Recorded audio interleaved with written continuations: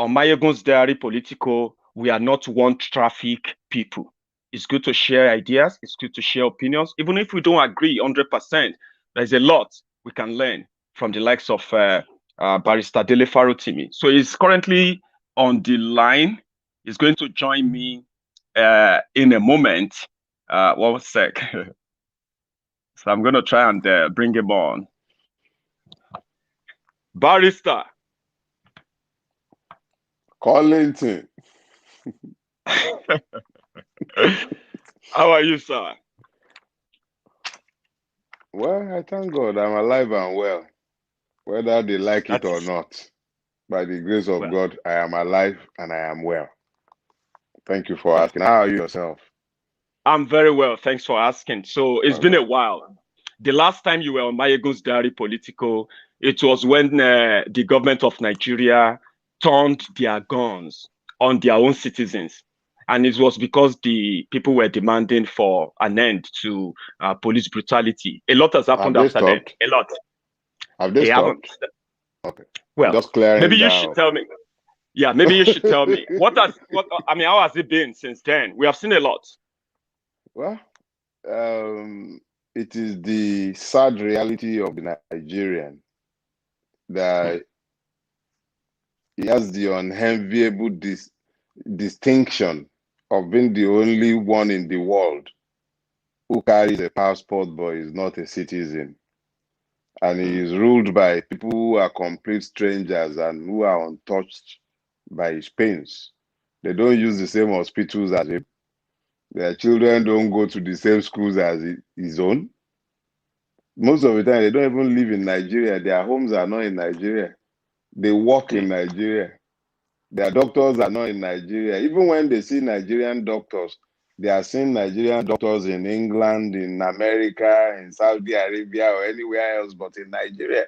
So when you ask me if anything has changed, more or less, nothing has changed. It's still the same thing it's always been. But in substance, the Nigerian people have changed. It might very well be that those who wishes to change Nigeria in one way or the other might need to look at themselves and perhaps recalibrate their brains and decide how to chart a course out of the mess we are in. But the people themselves have changed. There's a new consciousness. The whole delusions that have disappeared. Buhari has been such a resounding failure that you can no longer gloss over the systemic rot. The complete collapse of the Nigerian state is so evident that you can no longer argue it. It's no longer something that rational human beings argue over. The only thing you find people talking about these days, they speak wistfully of the Jonathan years, and then they begin to do this comparative analysis of when they start comparing degrees of failure.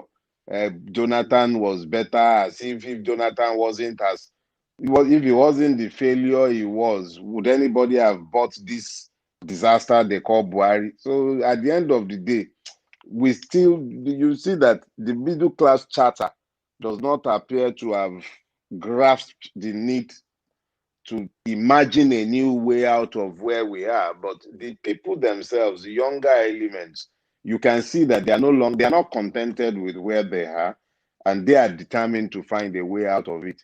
But there is a failure by the middle class and my own generation. Please go on. I see. Good. That is actually why we are here tonight. We have seen that the conversation around if to fix Nigeria, which has probably lingered on for so long, until the younger generation who you considered as to have changed. Yeah. Now they have changed. They are not just that not that they have changed. They are changing the demand as well. Before it was NSAS. Now we have a lot, which is now enveloping the whole country. Break Nigeria up for peace. And we know how we got there, right? So let's take it from the beginning. The insecurity problem in Nigeria, which is now evident all over the world, yeah, it has become so terrible, so bad that the disenchantment between the people and the government, the led and the led and the what do you call it, their leaders, right? So it has become so bad that people are now demanding for the breakup. We spoke about that the last time, and the younger generation are leading that chat today, and it seems that we are heading for that direction. What would be your own view? Maiyegun, you make me laugh sometimes. All of you, perhaps, especially the Nigerian diaspora. Okay. When you were introducing me, you were helping me to beg your audience, more or less, to tolerate my own views, which is mostly at variance with those of. I've seen your audience feedback. The Nigerian diaspora are the most passionate about Nigeria. And when they see the failures, the manifest failures of the Nigerian state, they are the ones who are most reactive because they are the ones who bear the burden of most of these failings. They have to send monies to cousins who have doctorate degrees. Some of them are working jobs and they can't even pay their rent. You still have to send money to subsidize people living in Nigeria, effectively enslaving yourselves abroad. So I understand the reactions that I get off the diasporan audience. But there is, I am very thankful for the kind of cross-fertilization of ideas that I am able to enable because my mind is not closed and I do not suffer from the binary vision that afflicts a lot of human beings, particularly Nigerians. And I'll break it down for you, my brother. Please. I was watching a video by Chief Ezeife, believe he was a former governor of Anambra State, and he was speaking and waxing eloquently about referendum. And I have heard a lot of people talked about this same referendum, the magic bullet that was going to carve the different utopian republics out of the evil empire that Nigeria truly is. Nobody should argue about that any longer.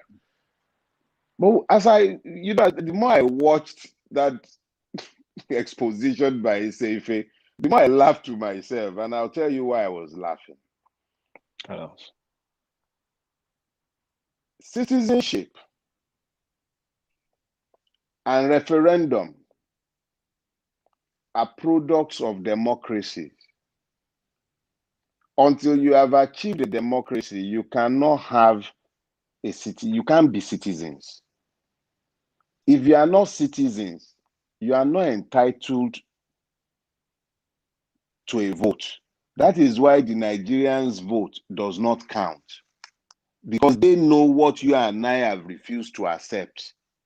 The referendum you seek, if you cannot hold credible councillor elections in Nigeria, but you're asking for a referendum in order to break Nigeria up, what the persons asking for referendum are conveniently ignored to admit, not just to themselves, but to the persons to whom they are speaking, is the fact that a referendum such as the one they are asking can only come after we had finished killing ourselves to some level, after we had finished destroying what is left of the destroyed country, and then the United Nations will come. How many countries in the world have United Nations gone into to help supervise its breakup since the inception of the United Nations?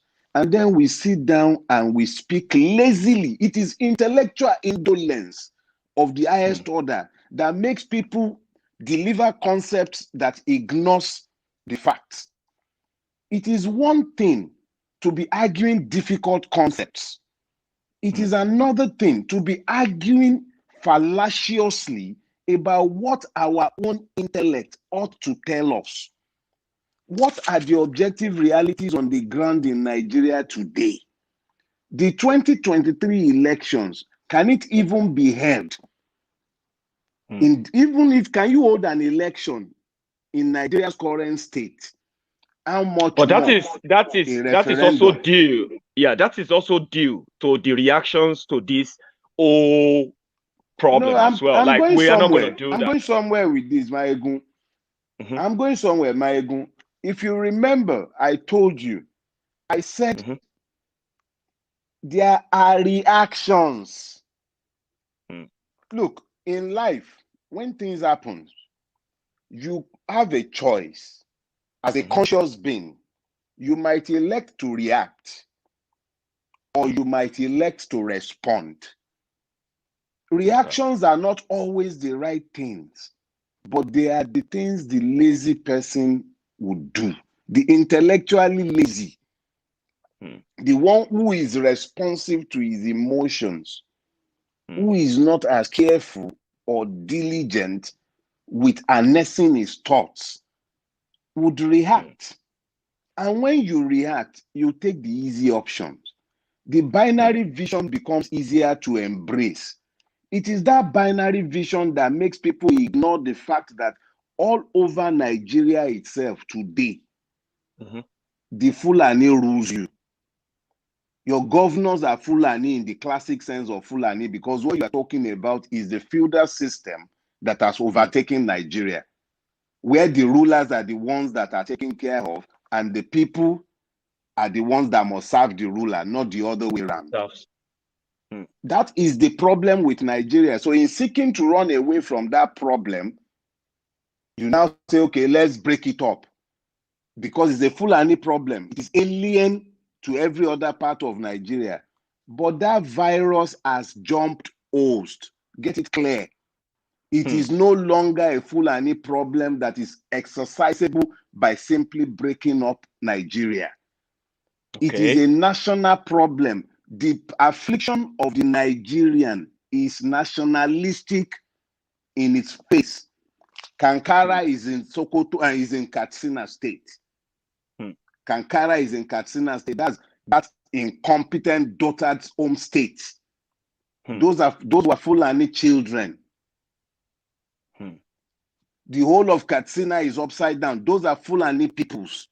So when Hmm. we sit down and we begin to define our solutions in terms of divisions, what we do is that we are playing into the hands of these evil rulers whose intention in the first place is to break up Nigeria so that they escape justice for their crimes. Where else in Okay. the world do you have people openly confessing to crimes in the National Assembly, such as the Hmm. ones that were being confessed to? And even you used it in your introductory clip off the mic. Where else in the world are rulers so shameless? You call them leaders. These are not leaders. They're not even rulers. They are ruiners. In broad daylight, you saw Ponde fainting. These people are inciting us. Hmm. And we sit down, instead of seeing what we should see, it is a class. Is Ponde from is Ponde a Fulani man? All the people shouting in the creeks who are busy blowing pipelines, don't they know Ponde's hometown? Hmm. How much has it done for their people? Is Ponde the only one? The entire Niger Delta, they will be talking secession. Is Fulani the one who is ruining them there? What about their own local Fulani? What about us in Yoruba land? Recently, I cried out about people after my life. Were those Fulani people after my life? Hmm. Were those Fulani? Let's be clear about something. We have a national problem. When we break it down in terms of secession, what it does is that it distracts us from what we should be focused on, which is the fact that even if you want secession, you have to Hmm. first of all establish the citizenship right of the Nigerian. It is in the citizenship right that he acquires the electoral right to a referendum. Only citizens And vote in referendum. If you are demanding citizenship, the entirety of Nigeria might then be mobilized against our common enemies. Our common enemies are not tribal, they are not religious, it's a class. When we focus on the class, what we do is to destroy ourselves on their behalf. It becomes now a let's virus, a cancer. sort of break it down without having to make it because you keep using the words like national democracy, citizenship, which all brings about Nigeria as one. There are many other components that makes people feel like normally yourself included, right? You said, except Nigeria goes back to what we agreed to pre-independence, right? Which was meant to be everyone in their own right, ruling and controlling their own selves, right? Which indeed clearly defines citizenship back then. You are a Nigerian, but are you a Westerner, an Easterner, and stuff like that? Yeah. So, except we go back to that, we would never probably get it right. The people in charge, the ruiners, you call them, they don't want us to go back to that. They said the unity of Nigeria is non-negotiable. Now, to now come back to nationalistic, which is still pretty much like all of us will be one, let us have a national identity. We are Nigerian, which, as we are today, many are rejecting it. They are rejecting this with so many other, what do you call it, artifacts too, right? So if you say we need democracy to define this before we can get to referendum, and the people in charge who brought us to this state are saying Nigerian unity is non-negotiable, then where is that bridge of, getting to where you think we should be if we're actually looking for secession? Where is that bridge?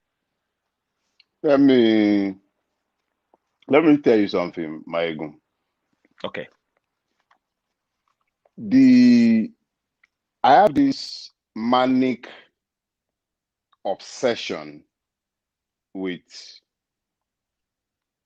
concentrating on the race instead of the nations, because I realize that the challenge of the African, of our race, is that we have lost a sense of racial identity. We've been fractured.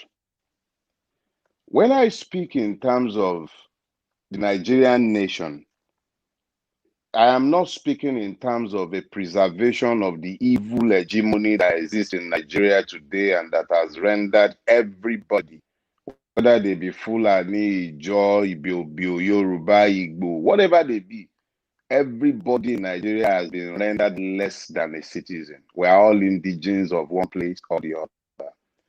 And that didn't start today. Don't let anyone fool you. It did not start today. If it had started today, you would not have had the Bill of Rights that is enshrined in the Independence Constitution, because that arose as a recommendation of the Willings Commission, which already had the fears of the minorities who were worried that they were being treated unfairly within colonial Nigeria, not pre-colonial, colonial Nigeria, marshaled by the British. They were already worried about domination by the ethnic majorities. So even at the point of independence, Nigeria was not some perfect El Dorado. But as imperfect as it was, I will go back to, and my mother has this way of explaining this, so I'll borrow from her imageries. She will say that if everybody is agreed to be bound by a set of laws or rules, she could live with anybody in the house. She could live with a raving lunatic, as long as the lunatic would accept to obey the laws that are mutually agreed by all the people in the space. And it is the same with every conglomeration of peoples, whether that be an association of Nigerians living in Canada, wherever they might be, or whether that be an association of broadcasters, whatever human relationship, there are rules that will bind your living or your business or whatever it be. As long as the parties are agreed to obey the laws and those rules, then there will never be any problem in that space. The problem with Nigeria is that Nigeria is not mod to any laws. That is not a function of the fact that the country is.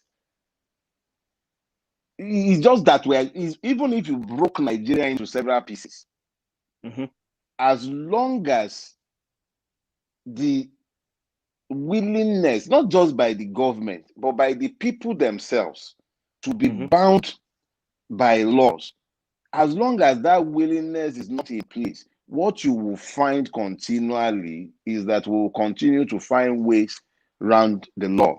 On my Twitter page, one of my monikers, I said, I am the citizen of an unborn nation. Nigeria is not a nation, but a Nigerian nation might be born. Those kids who died on the 20th of October at the Lekki toll gate, they died in the hope that a Nigerian nation would be born. They didn't die for Oodua Republic. None of them died for Biafra. None of them died for Arewa. And I can tell you from my interactions with the survivors that they were from all over Nigeria, the victims. The ones who were injured that I spoke with, they were both Yoruba and Igbo. There was one that we had to pay to transport to Kanu. He was Hausa. So at the end of the day, you find that those who have bled for Nigeria, not those who are busy making noise on Twitter and Instagram, those who have bled for Nigeria, they are actually the ones who believe in Nigeria, and they didn't die for any ethnic nationality. They didn't die for any ethnic homelands. So how many needs to die? Barrister, how many needs to die before that unborn Nigeria? Maiyegun, because some people are really tired of that. Maiyegun, right. Maiyegun, there is an error that not only there is an error even you are beginning to fall into. Let's deal with it together. And this is the error. When you ask me the question, how many need to die? That question suggests that there is something that I could do or a position I could shift that would deliver a better alternative other than the one that I am canvassing. Let me, for the sake of argument, say to you, okay, so you want Nigeria to break up. At the end of the day, you and I can agree on everything except tactics. We all agree that the 1999 constitution is fraudulent. We all agree that Nigeria is not going the right direction. We all agree that something needs to change. Nigeria has to be, something needs to change. We can all agree on that. Where we diverge is the point where you are of the opinion that the solution is in a breakup. And I am explaining that I am not telling you that might not resolve the Nigerian problem. But I am explaining to you that that is not achievable within the objective realities in the absence of a war. We're already at war in Nigeria. I don't know if you guys are not paying attention because you are outside Nigeria. I wanted to go to Ibadan the other day. Ibadan. I'm in Lagos. I wanted to go to Ibadan. And I had to be worried because herdsmen are kidnapping on Lagos Ibadan every day. Let me tell you, sir, what I actually... That was a road I used. It was probably, you were, back in the days, we were only worried about bad roads or bad portions or anything. But these days, we have to add the kidnappers and all of that to it. But I'll tell you where I was coming from when I said, how many? Go on, you want to say something? When you ask the question, how many have to die? The only thing I can I want to tell you why. The binary vision that leads us to think that the only way to stop that loss of life is to break Nigeria up, ignores the fact that to get to the point of its breakup, we would have to travel the road to Mogadishu. That road to Mogadishu, it is easy for those who are not, on whose doorsteps those battles are not going to be fought, not to think beyond the nice. Battle is not romantic. It's not easy to tell a mother her son is dead. It's not easy to bury a son or a father or a brother or a mother. It's not easy to watch children starve to death. Nigeria will be worse than Yemen if we allow it to go to the dogs. I'm not suggesting inaction. I'm not saying let's fold our hands and wait for Armageddon to come. I have never suggested that. But what I'm explaining to all of us is simple. If we truly do not want to be counting bodies, the way to stop it is to, first of all, correctly diagnose our problem. Our problem is not the Fulani man. The Fulani man is also a victim. Our problem is not the North. The biggest victims of the current problems in Nigeria is the northern part of Nigeria. There is no northern Nigeria that is monolithic. It's a huge mass of humanity with diversities unseen in the southern part of Nigeria. When you begin to speak in terms of the North, in terms of the breakup, there are millions of people in what is glibly referred to as the North who don't want to hear what you are saying at all. But all of them are interested in a Nigeria that works for all Nigerians.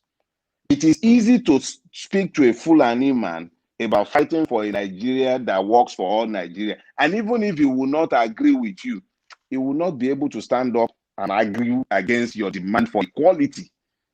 If you're arguing and you're asking the Benue man to come into an alliance to build a better Nigeria, he can hear you without worrying about you abandoning him to face the Fulani hegemony. If you're speaking with the Jukun, it's easy to get his buy-in.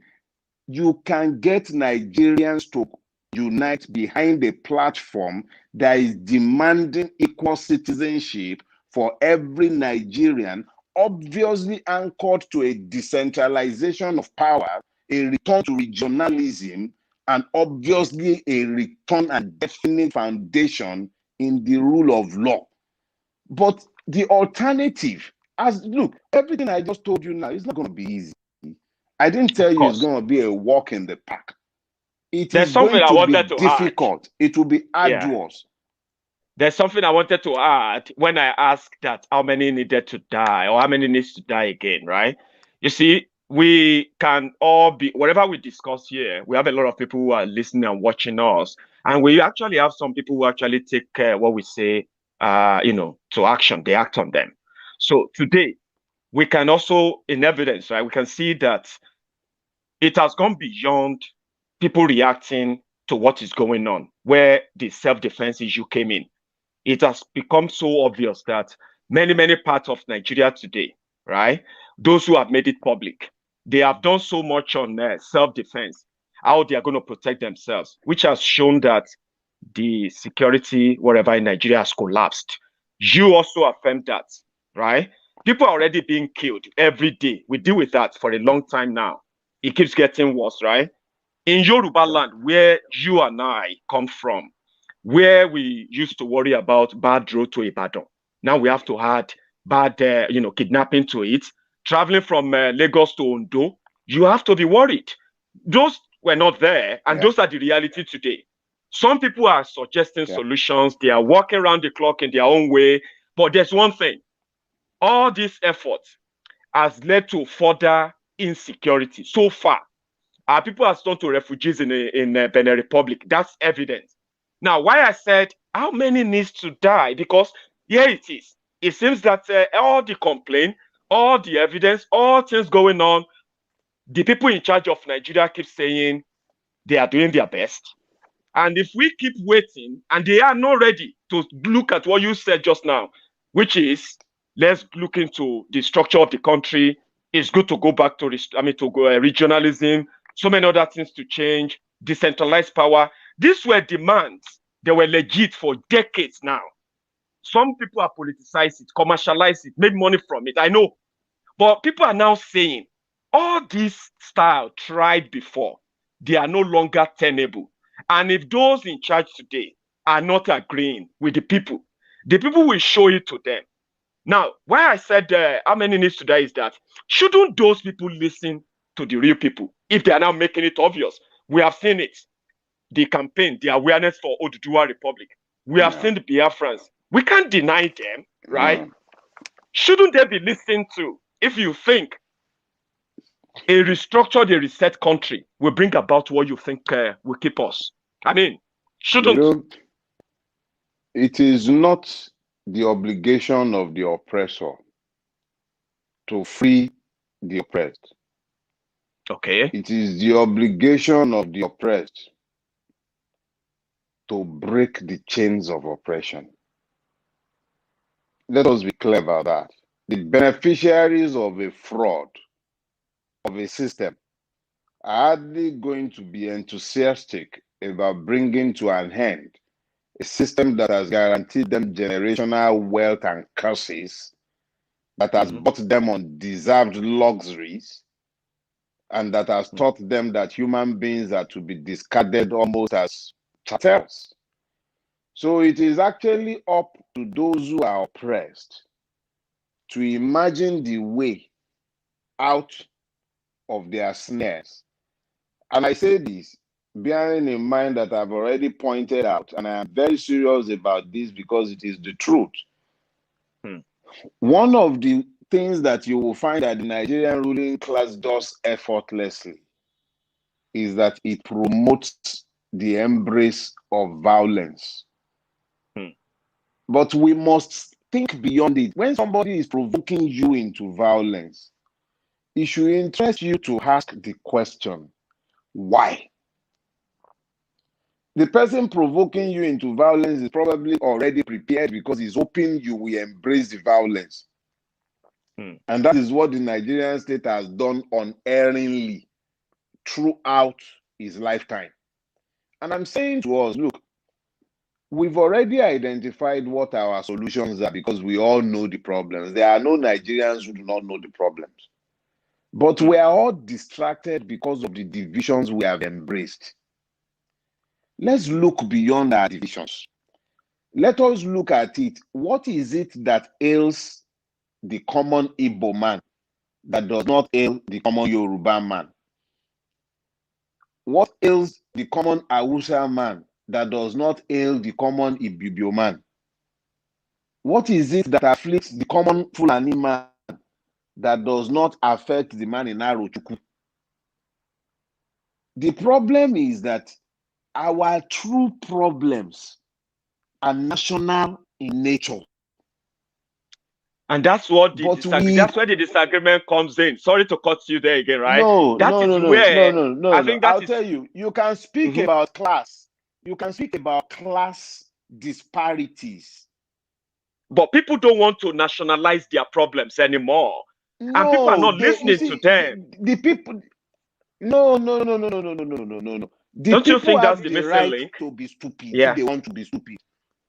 Let me explain something, Maiyegun. The people have a right to be stupid if they wish to be stupid. But idiocy cannot be excused in those who presume to lead. If the people do not know, the duty of the leaders is to lead. Leadership is not always going to be popular. You are not always going to be able to take popular decisions. You are going to be able to take difficult decisions on the basis of your knowledge of the problem, your appreciation of the problem. I have looked at these problems all my life. I was once an Odua recessionist. So what changed your mind? My past is there to speak for me. Because I realized that the only path, to any successful secession in Nigeria runs through a restructured Nigeria. And I would explain, see, structurally it is impossible to break Nigeria. People don't take the time to look we through actually the know. Problems. See, sir, we do know that it's not going to be easy. If we want to take the easy route, which is to discuss all this citizenship and rights and all of that, right? That is called for a national conversation that is genuine, that represents everyone, right? Why don't we mobilize? They said why no. Don't we focus on why don't we? They said no. Why are you expecting them to say yes? Why do Because they you unleash expect them to violence. say yes? But they unleash violence No, on no, us no, no, when no. we See, go peaceful brother. about it. You know it. Mm-mm, mm-mm. Okay, go on, No, sir. no. Maiyegun. Mm-hmm. We, that includes you, Okay. we are taught leaders. Hmm. That simply means that there are times when we will take positions that we will need to explain because they might sound outlandish when first expressed, or they might take the movements in our paradigms to get us to understand the sense in adopting those positions. Let me explain something to you, Maiyegun. If we all agree as a people that it is not going to be easy to break up Nigeria, we all agree that, you say? If we all agree that, why can't we also, in the same vein, agree to mobilize ourselves? All of us who agree that it's not going to be easy. I'm not saying agree to do it under the auspices of the existing order. I've talked to you about revolution several times. What is a revolution? When a system changes, what is stopping us? I'm sure when you say they kill us when we demand changes, you are referring to the NSAS murderers, Abi, the murders of the NSAS victims. That's what you are referring to. And There's I'll a say lot. to, There's a lot of massacres they've committed after that too. You know, yeah, the Nigerian they've state. Look, the they've done it in Nigerian state. Obigbo, they've done it in Olu, they've done it in Abia. They continue to kill, and that's what they do. See, So people are now being pushed to the point of picking up defense. That's the point we are now.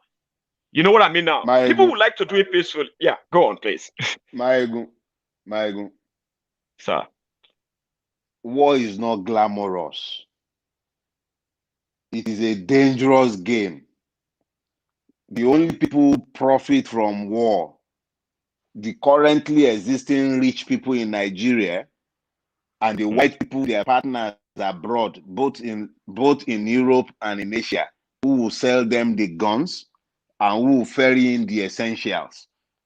So when the like of me are talking, and I've told you that, look, I made this same secessionist argument out of the frustrations of a spurned patriot. If your country will not offer you patriotism because you are not a citizen, it becomes logical that you begin to find the next romantic ideal, which will be your homeland. So all of us embrace this. But what I'm explaining to you is this. I cannot tell anyone to abandon the defense of their selves and their properties. Those are inalienable rights belonging to any living being, not just a human being. Even an animal will turn and face you if you chase it to a point and it cannot escape. It will turn and face you. Even in the animal kingdom, we've seen buffaloes facing lions. So let's be clear. I'm not saying that people should fold their hand and wait to be killed.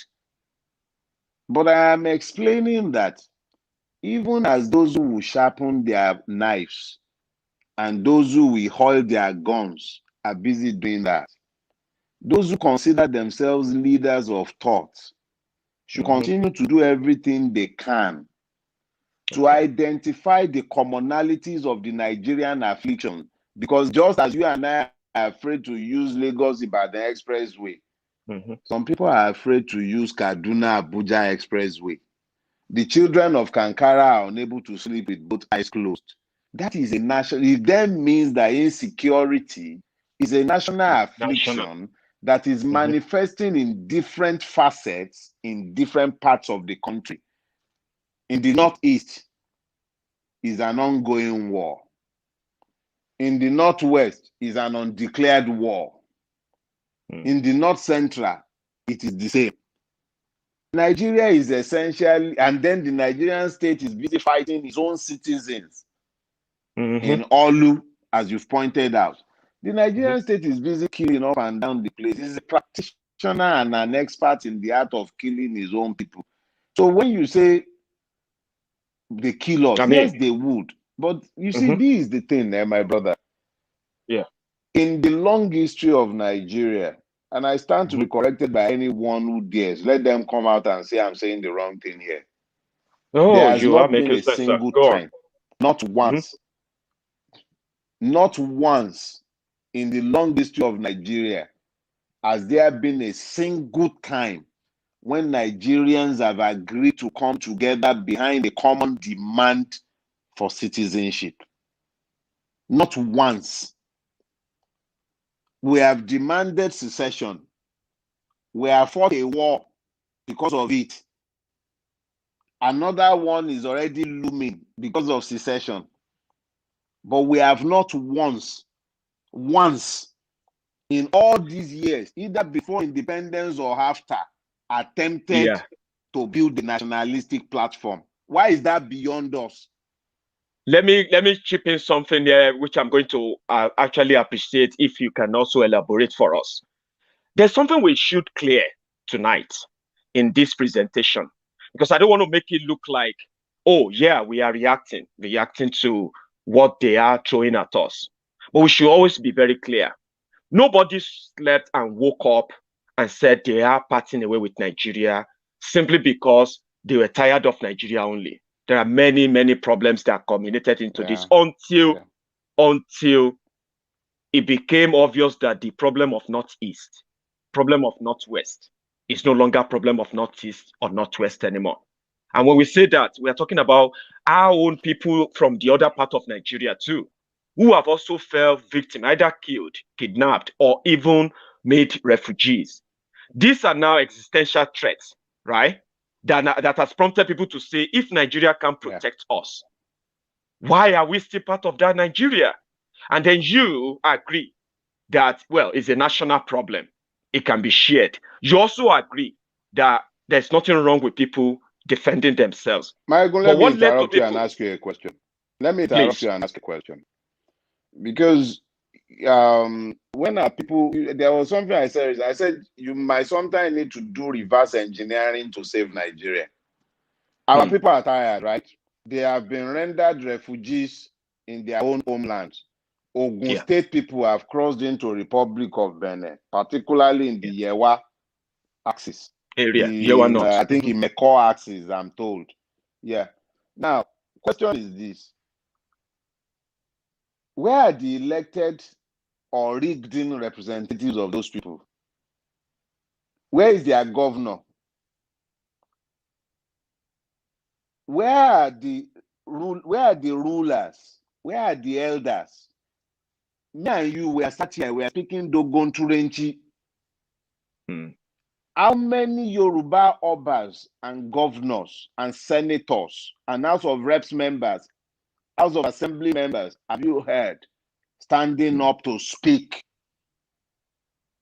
And because we are they busy didn't demanding. Speak. Sorry? No, I'm gonna reply quickly just before we. I said I'm gonna reply quickly. In their absence, sir, you know it, because they didn't speak up. They won't speak up, right? Then the likes of Sunday Igboho had to come to picture. No, yeah, there's something I want to add.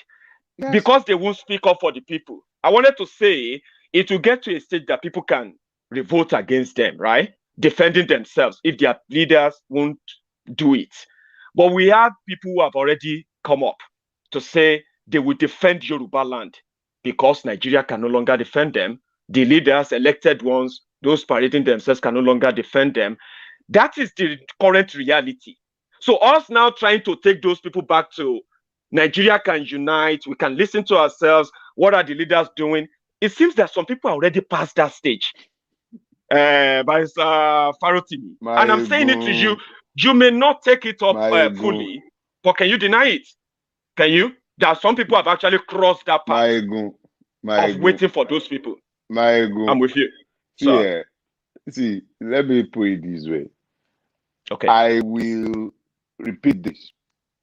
I have never stood up anywhere to demand that an oppressed person should give up his right to his defense.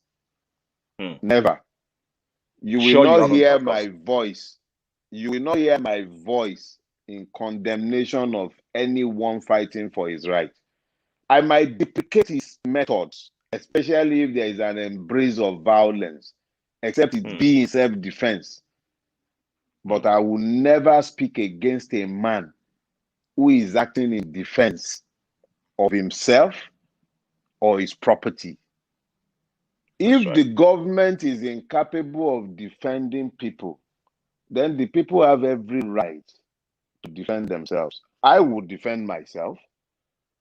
So if I would defend myself, and I'm not Jesus Christ, if you slap me, I'll shoot you unless I don't have a gun. Jesus might turn the other cheek. I will shoot your ass if I have a gun on me. I'm not Jesus Christ. So I'm not going to tell Mr. Igboho how to respond to the insanity that we are all faced with. Yorubas have a proverb.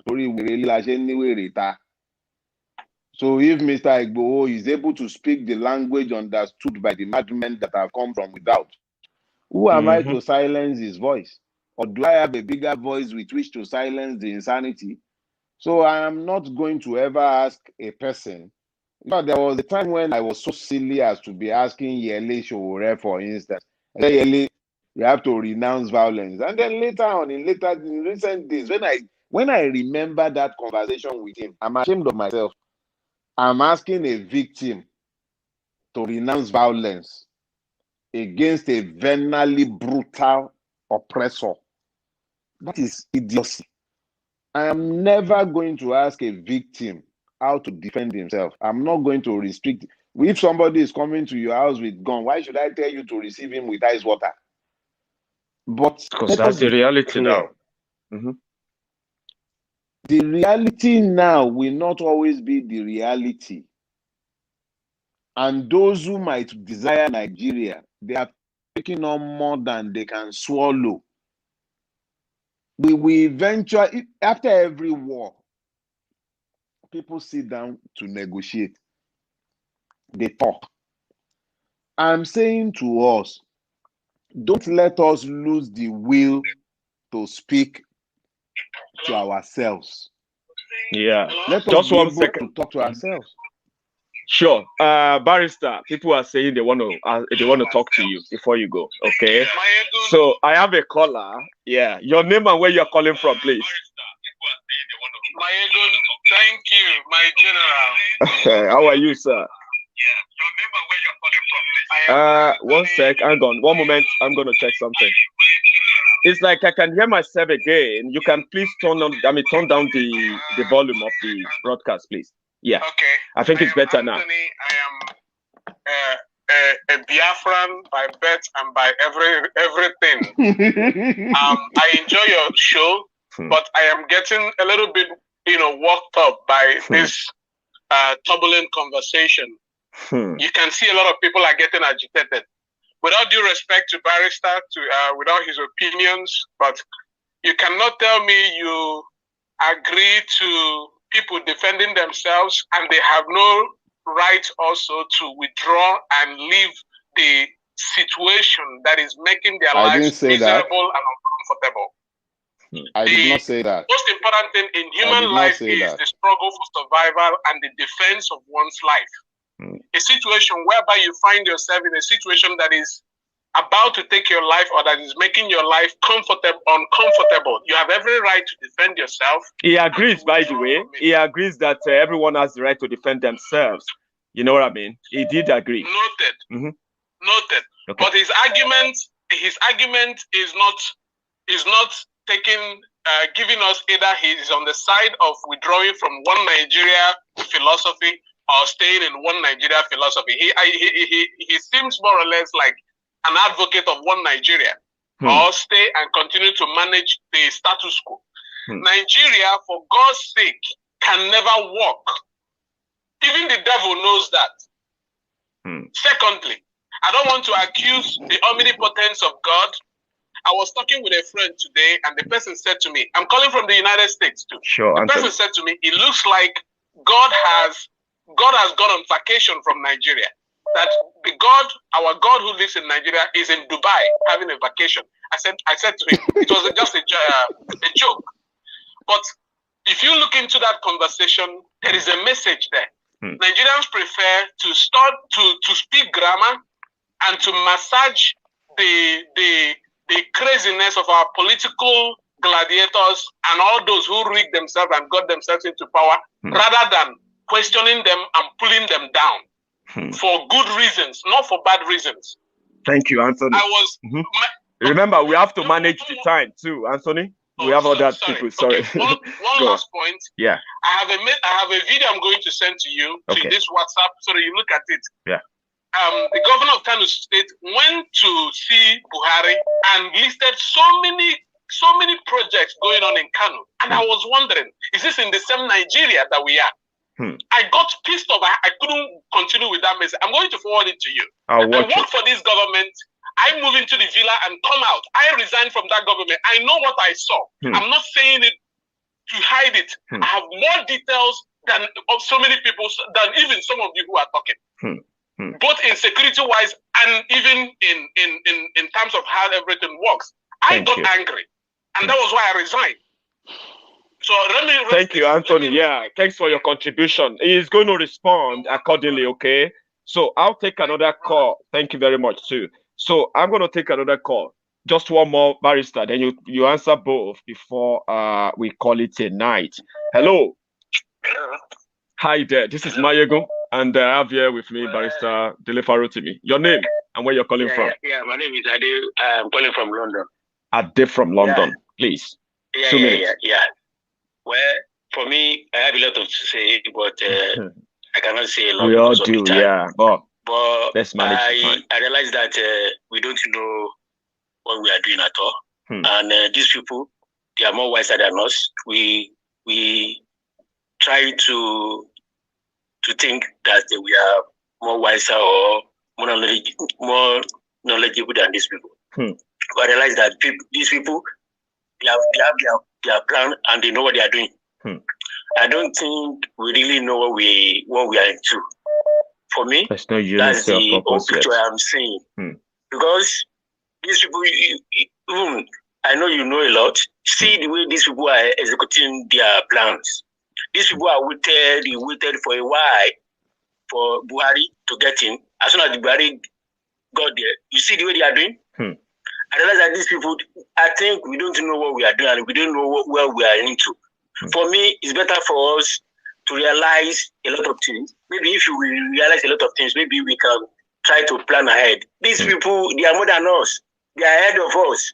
We don't need to be shying away from big grammar.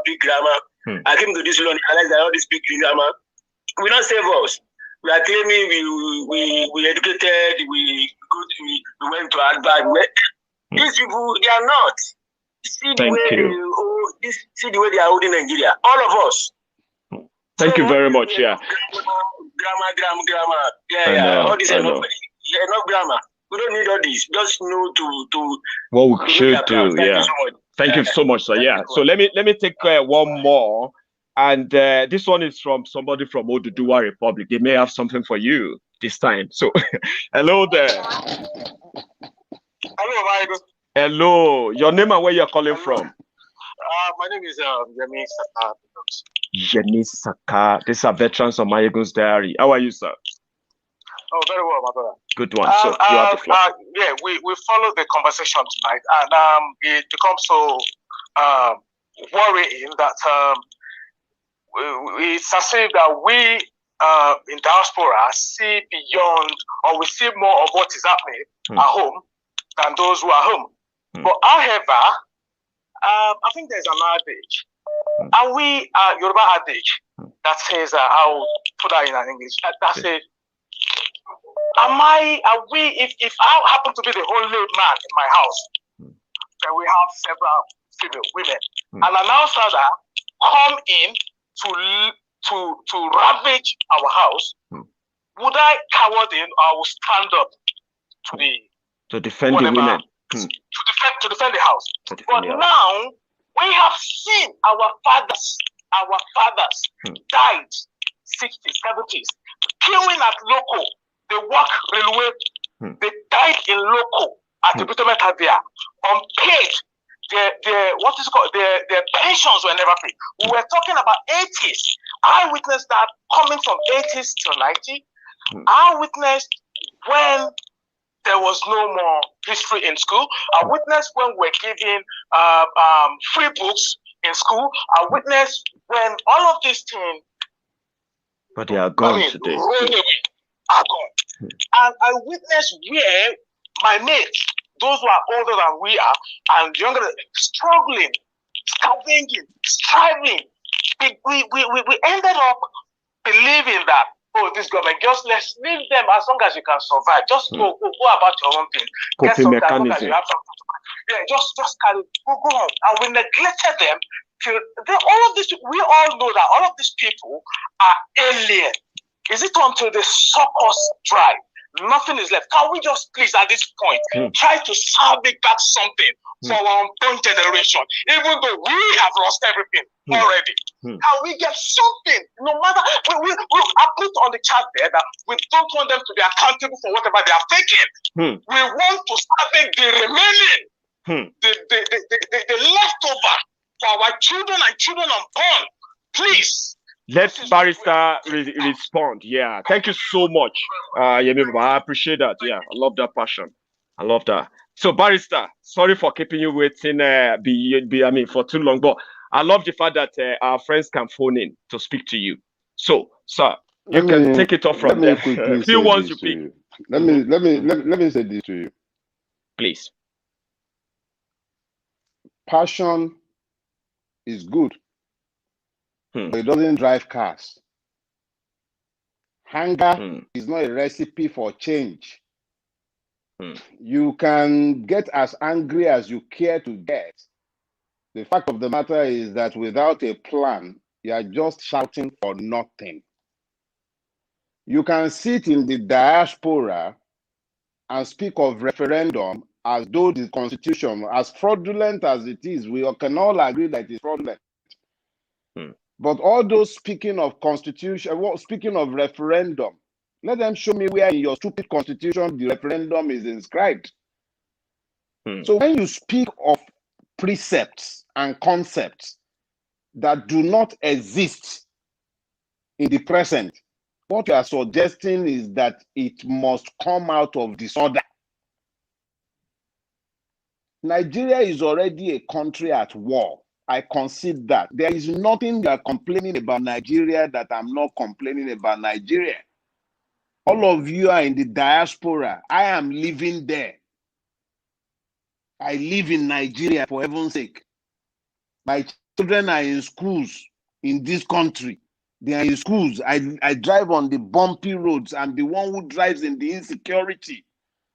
You can sit in the comfort of exile and speak of the clarity with which you see Nigeria, but that is my living existence, is my reality. I have not been as sane as you, so I have not escaped. I live there.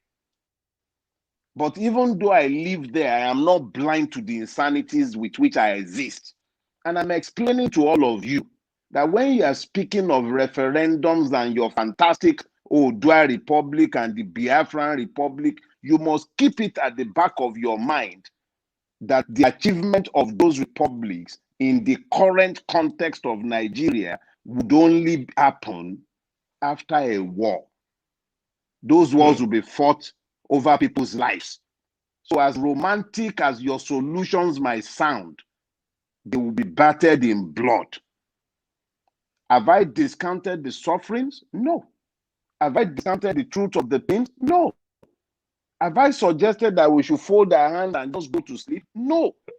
I am suggesting you get away from the hatred and understand the fact that if you want to get rid of the Fulani in Sokoto, what about the Fulanis in your Sokotos? What part of Nigeria is functional the way it is right now? Why are we not focusing on our local rulers the way we are focusing on you? If you focus on the local rulers, there is nothing achievable within each and every one of the several republics we will have in Nigeria that is not achievable within a Nigeria that we fight to gain for ourselves. Why are we giving up on it and demanding what we cannot get? To get what you are asking, you are confirming that you are willing to go to war. Because these people, you've already said it, to even just give ordinary answers. They killed. You are asking to break up Nigeria. What do you think will happen? I'm not saying people have no right to demand their tribal homelands. I have never. But I'm telling you that it is not sufficient to tell me you want to have eggs and bread for breakfast. Remember that you are going to have to fry the egg. You are going to have to bake it. There will be oil. There will be fire. Before you serve that egg and breakfast on your table, some poor hen has lost his chicken, has lost his chicks. You fried it. There is a process to get to where you are going. In the situation where your constitution, fraudulent as it is, has not provided anything that gives you the opportunity for referendum. There are no democratic paths to a referendum. You cannot even organize a local government election. And then we are talking about referendum in the current situation of Nigeria. What you are going to gain at the end of the day, which, look, my people say, referendum by all means, but how do you get there? Why can't you explain this to us? So I'm not your enemy. Let people not focus on me like I'm the reason they can't have their banana republic, because I don't know ordinary Lagos. Is it Fulani that is ruling in Lagos? So please, I'm not suggesting that people cannot have their fantastic republic, but let them stop speaking without bothering to engage, to think to the end. If you are saying you want referendum, tell me how you intend to get there. Oh, it's the United Nations. How many countries of the world that United Nations intervene in the manner that you're asking that you should intervene? Tell the people the truth, for heaven's sake. It's not sufficient to be telling people, oh, Dua Republic and Biafran Republic. It's not sufficient to be saying that. Tell them how to get there, because in offering them that illusion, you distract them from what is achievable. So I'm not suggesting that people have no right to their republics. Let us not dissipate energy on where we don't have disagreements. When it's not, people have every right to defend themselves, and they have every right to self-determination, and they can demand their republics. But our current constitution does not provide a mechanism for the achievement of that. That's and true. I'm saying that unless you change that constitution to have that mechanism available to you, the only way you are going to get what you are demanding is by going to war. Be honest enough to at least admit it, so that those who will be fighting the war, since you are going to be sat in America, Europe, and where, what have you, let those who fight the war and be the first line victim know. Yeah, that's a narrative that is different too, Barrister. Okay, it's a very different narrative. We are not asking people to go for war. We didn't ask the Fulani. The consequence, and I'm not saying you. Somebody is saying to me that you are speaking grammar. We will speak grammar if that is the way to prevent a war. People will react, Barrister. Okay, but there's something I want you to also, which is going to be the last part I'm going to ask you. Okay, you confirmed it that Nigeria is already at war. We have seen all the, all the pointers anyway. We don't know how is it going to get worse or what is it going to be after this. Okay, but however, people are going to eventually defend themselves, like you said. But there's something I want to ask you, that apart from looking at Nigeria, right, from all this, periscope, this perspective of we can look beyond the hatred, the division, look at what unites us and all of that. Have you took out time at all to review the movement of those who are demanding for the Dua Republic? And I ask for this for a reason. There's an organized what do you call it, Dua Republic campaigner in Yoruba land now called Ilana Yoruba. They've done a lot of grassroots awareness on their own, which has led to more street awareness on this as well, which is what is expected, right? Have you, by any chance, paid attention to just review for those who are doing, because it's so much like you believe that all this Dua Republic and Biafran Republic is purely about the noise. Like there's nothing concrete on ground. I don't. Do you get what I mean now? So that's the impression I have. Yeah, that's the impression I have. That would be a misunderstanding. That would be a so have you taken time to check so far? I agree. I agree. That's why I said that's my own understanding of that, which is a misconception, like you said. But have you looked beyond the noise, as we call it now, and those who are really pushing it? Have you looked? See, look, when Yorubas have this proverb, they say, Tiwaju oba se lo, eyin a se pada si. That's right. 25, 30 years ago, I was an Odua Republic apparatchik. I was an ideologue. I would argue all the reasons why Yorubas were better off, and even Nigeria was better off fragmented, and that we should go our way. I argued it so passionately that I headed a Yoruba separatist organization known as Binu Konu. The late Chibola was the life patron of Binu Konu, and I was the chairman. We were affiliated to Afenifere. And I'm talking about the Jebugbo years. That was during the Abacha years and in the early days of the Abdusalami transition. Yeah. Now, there is nothing wrong with a conglomeration such as Nigeria having the ethnicities demanding self-determination within the federal structure, which was the basis of the federation itself in the first place. If Nigeria hadn't adopted, if it hadn't agreed to a federal structure with strong regions, the northern region under Ahmadu Bello would have been the first to walk away from the negotiation table. The only reason Nigeria came into existence was because the people agreed to be ruled. The leaders all agreed on the strong regions, and they also agreed on the federal system, which allowed people to develop at their own pace. That's right. If you returned to the last constitution of the Nigerian people that they agreed amongst themselves, which is the 1963 constitution, if you return to it today, all the secessionist agitation in Nigeria will disappear. But we won't. Oh, no, I'm going somewhere with this. Okay. You can elect, you see, this is the binary vision. You can elect to couch the argument in those terms, whether we would go back to a functional state or we just, and then you are not even saying whether we would, you have concluded that we will not. And therefore, you know we won't. You know we won't. People have been demanding for this for decades. Afenifere demanded for it. Remember? Between us, sir, you know Afenifere demanded for the same thing. 1963, didn't they? Let me ask you, okay, my brother. You see, this is part of the issues that we sometimes have. Okay. The same Afenifere that is demanding a return to the 1963 constitution. Yeah.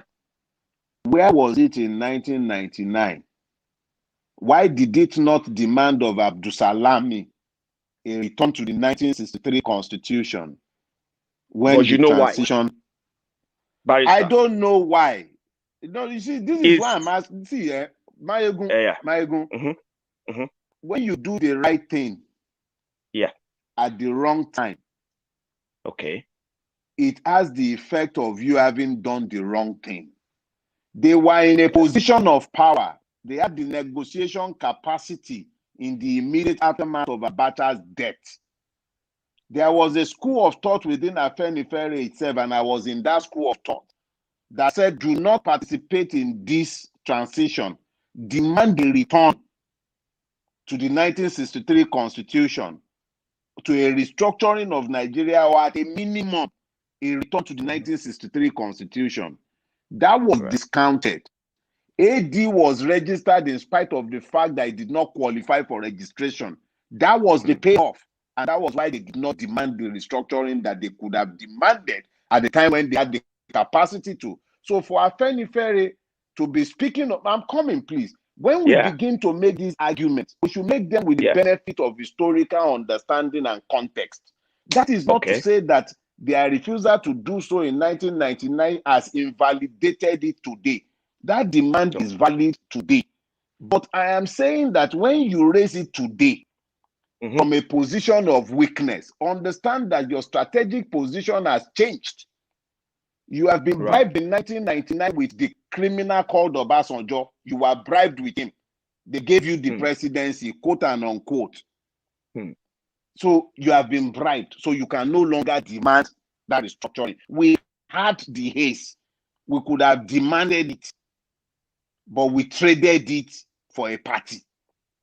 So let's be clear about that. Now, that we did not demand it at that time does not invalidate the right to demand it now. But if you are going to demand it now, you cannot demand it as a section. You have to demand it prepared to do the legwork that they are currently doing. Afenifere is talking to the Middle Belt people. He's talking to Oeneze Ndigbo. He's speaking to Northern Elders Council. They are now talking across channels. You will not get unanimity of opinions. But it is already obvious that Nigeria is dying. All I'm explaining to each and every one of us is that if Nigeria is going to die, we had better make sure that we birth a nation out of it. That nation might now birth other nations. But if we allow that country called Nigeria to die in the form in which it is currently getting ready to implode, all that will happen is this: the criminals will escape. All our rulers, whether they are Yoruba, Igbo, Ijo, they are all criminals without exception. They will escape. Europe and America will welcome them with open hands. Diezani is jetting all over the world on a diplomatic passport. The British have no problem with that. The Americans have no problem with that. And each and every one of these criminals are carrying second passports as well. It is we who will be stuck in this country and who will have to fight the war they would have provoked. So if we are so eager to pick up guns to kill ourselves, because we won't find any one of these bastards to kill, they would have left. If we are so eager to pick it up, why are we so reluctant to find the courage to talk to ourselves? And if we can unite ourselves, then confront our common enemies. Our common enemies are the ruling class. It's the ruining class that has ruined the whole country for everybody. The persons who are passionate about breaking up Nigeria, reform Nigeria today, they don't want it broken up. Reform it, make it work for everybody. Restore citizenship rights in Nigeria. Nobody wants to break it up. So when people talk about me wanting a united Nigeria, yes, of course, I want a united Nigeria. I want a united Africa. I'm sick and tired of being a second class. We are only vicariously human, for heaven's sake. What is wrong with us? The day, I think about 2 or 3 people died in Paris. Nigerians were busy shouting, "Jesu Charlie, Jesu Charlie." Within that same period, less than 24 hours apart, over 200 people were killed in Bama by the Nigerian Air Force. Nobody Jesu Bama. So for us to even feel human, before we can mourn, we have to travel outside Nigeria to find other human beings to mourn. We cannot even mourn our own losses anymore. We are vicariously human. If we were not vicariously human, we will be thinking beyond, let's break it up. Why are we breaking it up? If we must break it up, can't we find peace first? Find the peace and then break it up if you must break it up. So can you find the peace first? Can we find peace with AK-47 wielding criminals that the government can protect us from? I mean, it's obvious, Barrister. I mean, you can't rule this out. Would we People find will it? Okay, no, you see, how do we find peace?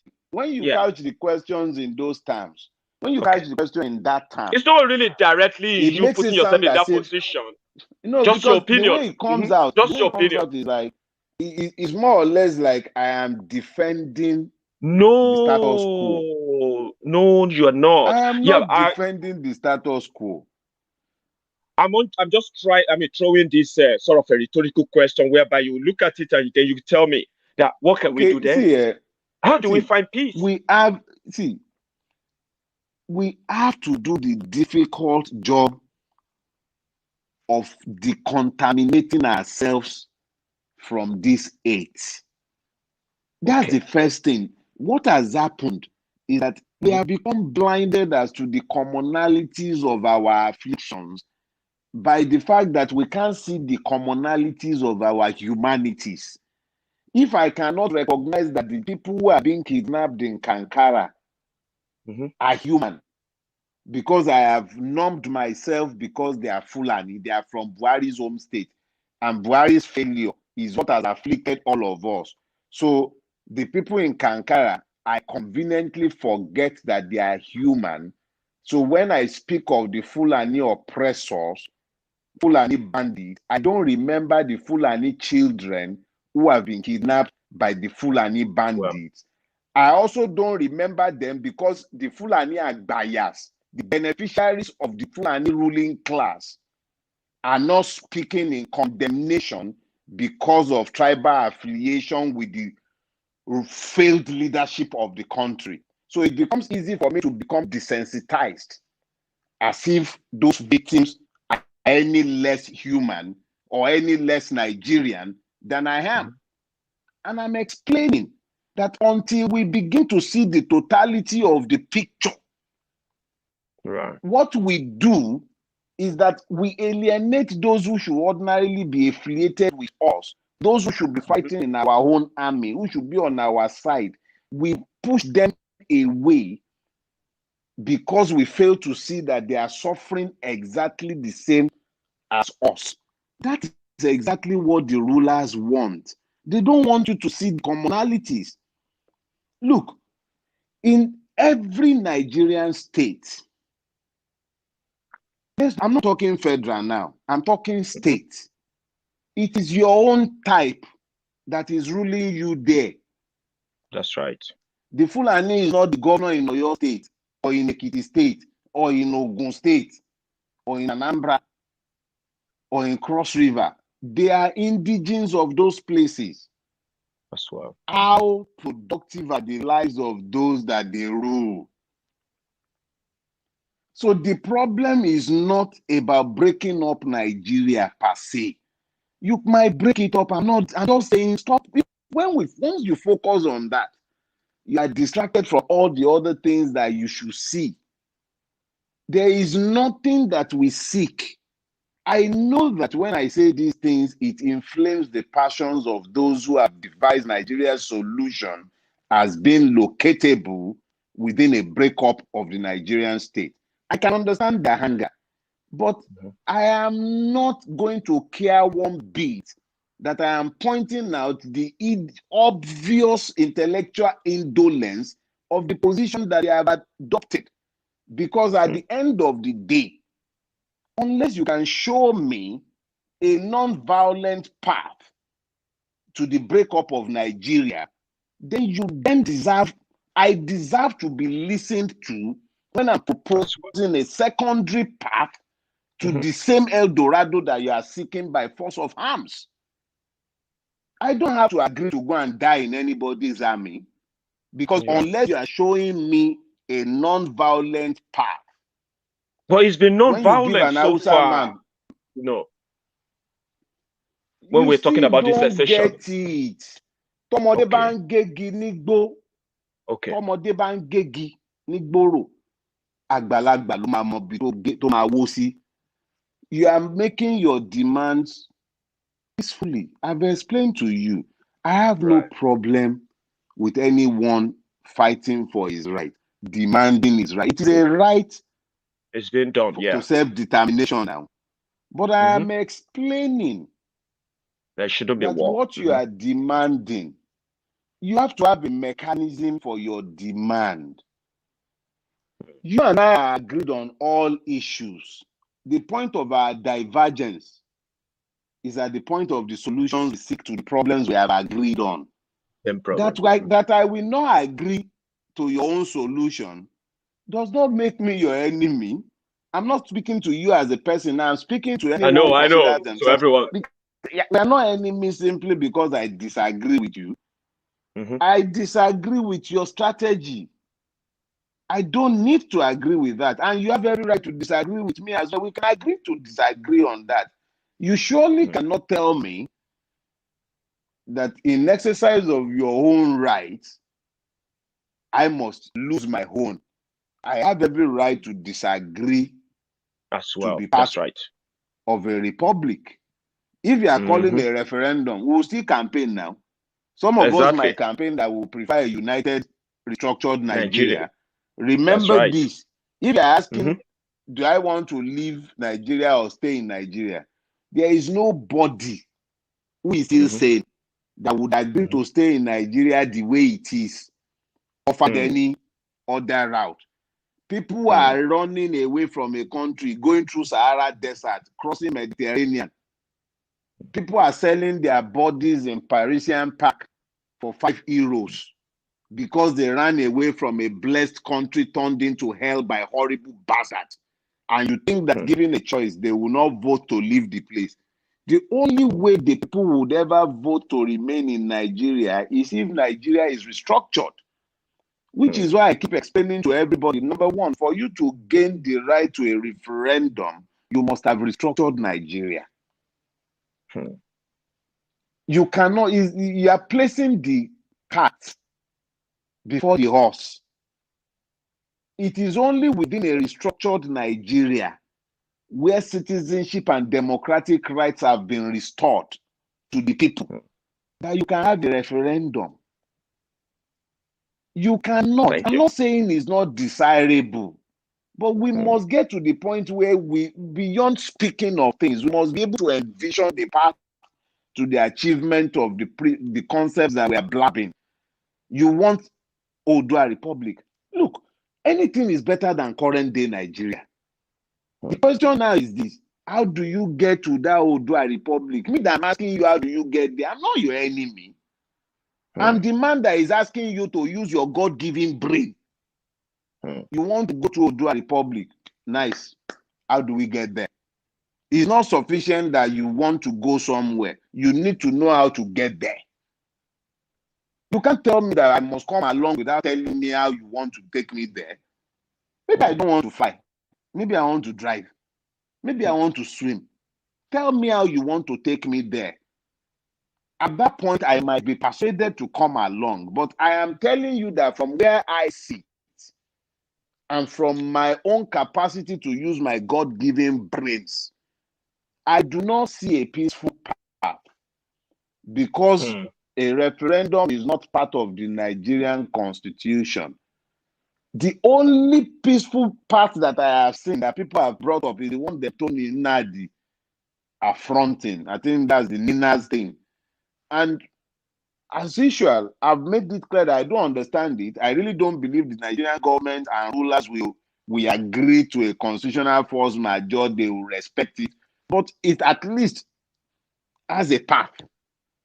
And I've never spoken against it. Just as I've also never spoken against anybody's right to exercise their right to self-determination. But when you are busy with that big grammar, referendum, up and down the place, tell me what section of the fraudulent constitution of 1999 has referendum? If it doesn't have referendum, how do you expect to bring it about? Yes, we can go around, do the groundwork, educate the people about the desirability of Oodua Republic. All that is well and good. But I would have preferred to see you working to educate the people to demand accountability from the rotten bastards that have been ruling us since 1999, who are our own people. I would be happy to see efforts. Do you think any Yoruba politician will support such an effort to demand accountability of them? Hell no. No. But I guarantee you that a lot of them will fund secessionist movements as a distraction. They will fund secessionist movement as a distraction. They will fund anything to distract the people. So I have no problem with those who believe that the path to the solution lies through secession. I have only one question of them, and they have to answer it. How do we get there? The centerpiece of the argument has always been referendum. How do you intend to achieve that referendum in view of the fact that there is no such provision in the Nigerian constitution? If you then say that every time you have tried to make Nigeria work, they have killed us, so why would they not kill you for demanding something that is not in the constitution? It seems that people are not tired. Police reform. They are killing. Mm-hmm. So if they are not demanding referendum, sorry? Yeah. I said it seems that people are no longer afraid. It's getting to that point where the government of Nigeria has pushed why them. Can't we so why don't we leave that story? We are still afraid. Don't leave on that story. Human beings, as long as we retain the capacity to reason, we will still be afraid. The only people who are unafraid, let's see, people are always afraid, but we still do it anyway if we have to do it. That's right. The point I am making, which is very simple and clear, is this. If you can get people, if people have gotten to the point where they don't care anymore, it means they are desperate. Desperate people do desperate things. That's right. True leaders, genuine leaders, do not take advantage of the people's desperation. Genuine leaders imagine a different path, and they then mold the opinions of those desperate people whom they build into an army, not necessarily carrying arms, an army of ideas. You build them instead of building them into thinking that Odua Republic will solve all their problems. First of all, remind them to ask their governors to account for what they carry. Let's start dealing with the Fulanis in our Sokoto. I'm not suggesting that you should not focus on the separatist part of your agenda. It's a political idea. Separatism itself is a political idea. I can contest for federal office on a separatist platform. That's right. I might want to do a republic, form a party within Nigeria. Within a reformed Nigeria, if we had a parliamentary system, I could form a party and gain the power in my region, and then mobilize the region to be demanding to leave, to secede, which is what happens with Scotland. Which is why you have devolution in Scotland, you have devolution in Wales. That's right. So these things, the only reason we have such a ready embrace of secession is because it's the easy option. Nigeria is not working, we are going. But when we do that, because our time is fast spent, but let me point something out to all of us. Please, go on. Let me point something out to all of us. The only people who reflexively demand the breakup of Nigeria are the Yorubas, the Igbos, to a lesser extent in recent time, at least since 1966-67, the Fulani and the Hausa, to a lesser extent. But it is only those major ethnic groups that are always demanding the breakup of Nigeria. But you know the funniest part of the whole thing? If you finally begin to look at Nigeria dispassionately, you will find very quickly that these majority groups are actually the true minorities. Because the sum total of the minority groups in Nigeria, the minorities trapped in the south, the minorities trapped in the west, the minorities trapped in the east, and in the north, the sum total of that minority is larger than the largest of the three major ethnic groups. They don't want Nigeria to break up.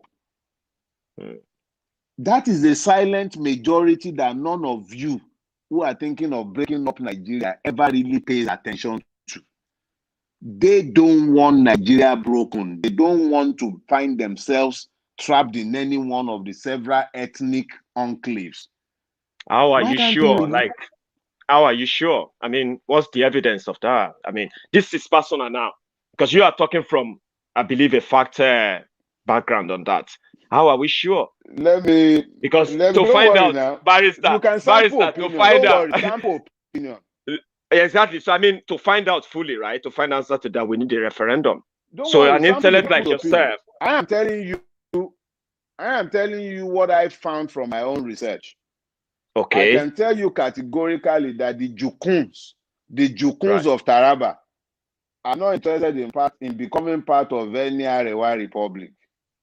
Okay. You are not going to get the TV wanting to be part of the Arewa Republic. The Barewas of Bauchi, the Berom of Jos, the Langtang people of the Plateau Hills, none of them want to be any part of any Arewa Republic. I very much doubt that a vast part of what is generally and glibly claimed as Biafra today would be happy to leave Nigeria if Nigeria can be reformed. Let us be clear. The only thing driving Nigerians out of Nigeria is Nigeria itself. But if we can sit down, we live in other people's countries, we can be vicariously human in the environment that other people have built. They didn't build it by wishing it. They built it with sweat, with blood, with determination, great sacrifices. People died. It didn't happen overnight. What price are Nigerians willing to pay for the country that they want? Because they don't want Nigeria, barrister. They don't want Nigeria. That's what you are missing. You still don't get it. Okay. You still don't get it. You say they don't want Nigeria. What do they have? It's not sufficient to regurgitate what they want or do not want. What is our reality? What do we have? What can we do with what we do? You think I want Nigeria the way it is? There is a sense in knowing that I'm sat down somewhere, I have not fought with anybody, I have not stolen from any man, simply because I spoke my truth. My life is endangered because other men who have powers of government have determined that what I am saying is against their interest. Do you think I want to live like that? Is that the kind of country I want to live for my children when I die? My next birthday, I'm going to be 53. I can't live another 53 years. I know I'm going to sleep one day if I'm blessed and I won't wake up. What about my kids? You think I want them to live in that kind of country? I don't have a second passport. Neither do any of my children. I don't have a home outside Nigeria. I do not own an account holding more than, I think I have about less than $90 in one account that I opened over 15 years ago in America. Wow. Everything I have or that I own is in this country named Nigeria. When I'm speaking, I'm not speaking out of any personal interest. I'm speaking from knowledge, and I'm telling you, as desirable as these our different republics are, it is because Nigeria has failed. If we can agree that Nigeria has failed, we don't have a disagreement on the principle, on the subject. Where we disagree is on the road. If you decide that the way to get out of it, let's agree that Nigeria is a problem. You decide that the way to get out, you have determined that the only way out of this problem is to break it up. Just get away from this. It's not working. We both agree that it's not working. No, we both agree. Yeah. Yeah, we both agree that it's not working, right? Good. Yeah, but a vast majority of Nigerians, actually a vast majority of Nigerians, at least in the South, have determined that they want to leave. It's not even that they want to leave. They are being forced into a choice. Exactly. So I'm saying all of this so that we can understand that we are not disagreeing on the facts. We are clear on the facts. What I am saying is that if your part out of the problem is secession, I am saying my own part out of the same problem is unification before anything restitution, unification. No, everybody who has stolen from Nigeria must pay back what they have taken. It's not sufficient to break up Nigeria. Everybody who has to, when people begin to talk in terms of breaking it up, you're not talking about accountability again. You're not talking restitution again. So the rulers are happy to have this divisive argument about breaking it up, because when you are talking break up, you're not talking accountability. You're not talking accountability for the lost lives. You're not talking accountability for the looted funds. They have looted generational wealth out of Nigeria. Nobody is going to be talking about that again. You are talking war. If you're talking secession, you are talking war essentially. So they get to live with their loot. They escape with their loot. And we get to be fighting an avoidable war because we simply refuse to talk to ourselves. When you are done fighting the war, you will still talk. That's right. Thank you so much, Barrister. Secessionist, too. See, you and I will always have to do this again, even though you are so hard to hold down. However, you won't catch me the right to come. Yeah, the one who keeps me the most. I am so tired, is unbelievable. Thank you so much. I mean, I can imagine. So it's been a pleasure talking to you for tonight. Having me. Thank you. And we will at least we will enjoy this for a long time. So you can say your good night to my friends, and we are looking forward to seeing you again. We will do it again. Maybe not soon, but anytime. We'll do it again. And if they deport me from Odua Republic, I hope the Biafrans will accept me. Everybody will accept you, because as you have even rejected Nigeria, you know that. But you want a Nigeria that is structured, that is for everyone. This Nigeria is already dying. This one is gone. So let's see what happens, and then So what would you like to leave us with tonight before you go? I mean, few words again. Well, all I'll just say is this: I do not discount the pain of the disillusioned Nigerian patriots who have embraced separatist agendas. It's normal. If your lovers won't, if your loved one won't have you, you have to find some way to cope with the madness of that lover. So sometimes this happens. The realities of Nigeria does not make it popular to preach to the unity of Nigeria. But the reality suggests that the only peaceful path to the achievement of each and every one of these enclaves would be to find a way to unite the country first. Those people, the path to the achievement of everything we seek is in the unity of Nigeria. That's the only way they will account for their deeds. It's the only way we can birth a new country. You can then have your strong regions that might graduate to become independent nations. It's the only way to ensure that we avoid the looming tragedy in front of us. We are being provoked to war. We should be careful not to take the bait. If nothing else, remember that we are being provoked to war. We should be very, very careful not to take the bait. Thank you very much for having me. I appreciate it. Thank you so much for your time. It's been like longer than planned, but thank you. We know why. This is Maiyegun's Diary Politico. It's been a pleasure. You have a good one, and good night, sir. Wow. It's a tough one. I'm sweating, by the way, even though I've not been the one doing all the talking. Tonight, like I told you before now, that it's always good to have opinions that are diverse. We all have something in common. We all agree that Nigeria is not working. Even those who are benefiting from Nigeria will tell you Nigeria is not working. They know, right? But the solution everyone has is what Barrister Dele agrees that seems to be to differ. But when we listen to ourselves, we might find a common ground. If you have, if you have sat with us throughout this long stretch broadcast, well, you probably have become so tired too. So thank you so much, everyone, for joining me tonight. Somebody said I should get Mazi. I want to get Mazi Nnamdi Kanu onto Maiyegun's Diary, and I believe it's going to be I'm actually going to have to be prepared for that. I've sent him a few invitations, but I've not really been lucky. So until when we get him on, it will be a pleasure to have him on Maiyegun's Diary someday. So I'm looking forward to that. There are many, many other people I would love to bring on Maiyegun's Diary. Let them talk to us.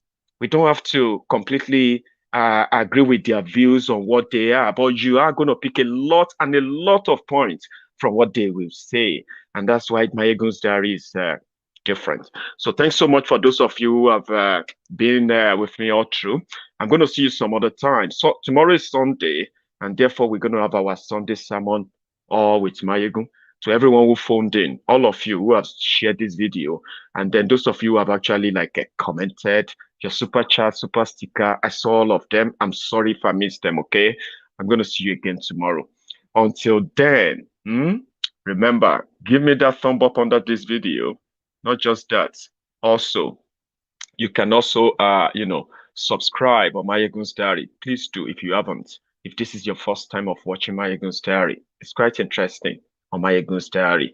And for those of you who are just joining and you likely want to see this video again, it will be premiered in the afternoon tomorrow and before our broadcast later in the day. I'm going to see you again next time, and good night to everyone.